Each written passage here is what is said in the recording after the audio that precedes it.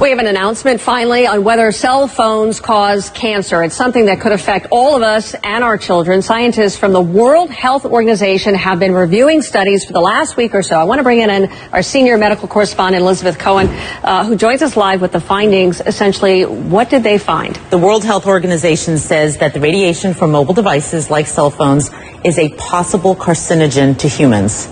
This is a very big deal because you and I have done segments about this before. Sure. It has gone back and forth. And this is really the first time that a large group, and it doesn't get any more sort of prestigious in many ways than the WHO, to say that it's a possible carcinogen.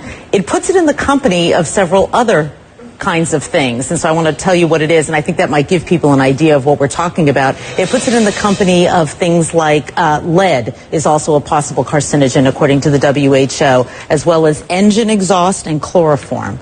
So that sort of gives you an idea of the kind of risk that we're talking about so here. I can't help but ask, I mean, should we be alarmed? Should we be freaking out over this information? You know what? I really hope that people who are listening to me are not freaked out.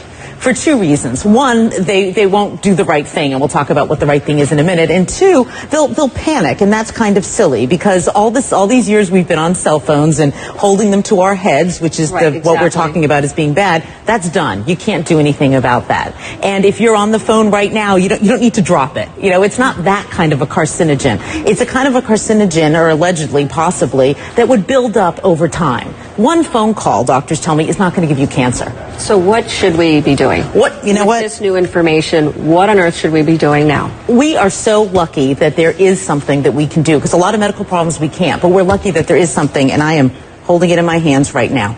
You use a device to keep that phone away from your head. Okay, I'm going to make it very simple. This is what experts that I talk to don't want you to do. This radiation is very close to your head. The minute that you put one of these in, you can hold the phone at a distance. At this distance, that radiation is dissipating. It's not going to affect you very much, if at all. Hold it away from your head, which means using a wired piece like this or a Bluetooth, or put it on speakerphone. Keep it away from your head. That's the bottom line, and it's really easy to do. I mean, I can count on one hand the number of times in the past year that I have spoken on the phone like this. I just don't do it. I'm going to change my habits. Do you have any idea, or did WHO say anything about whether or not it can be on your body, on your person, in a pocket, in a holster, anything like that? Did they weigh in at all? WHO really focused on gliomas, which are brain tumors, because that's what a lot of the studies have been on. But Suzanne, I've certainly spoken to experts who say that they themselves do not carry it on their bodies, that they figure why take that risk if there is a risk, and so they will carry their phones in their purses or in a briefcase. They'll try to keep it a bit of a distance away from their bodies, but the jury is still out on that. And what do you think cell phone companies are going to do? How do they respond to this? Is there a way that they can manufacture a safer phone, or? Right, we're seeking a response from the CTIA, which is the industry group, and I think what could happen is that people like the FCC, or other groups like that in other countries might say, this is important what the WHO is saying, and so maybe we ought to tell cell phone companies to make phones with lower radiation. That's a possibility. They may say, tell cell phone companies, go back to the drawing board, come up with a phone that emits less radiation.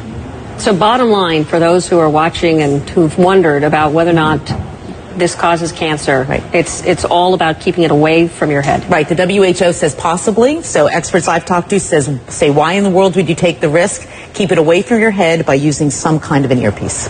All right, Elizabeth, thank you so much. Thanks. It's something a lot of people have been asking and wondering, and clearly we have something that is rather conclusive from a very prestigious organization. It is a big deal. It is. It is. All right. Thank you, Elizabeth. Thanks.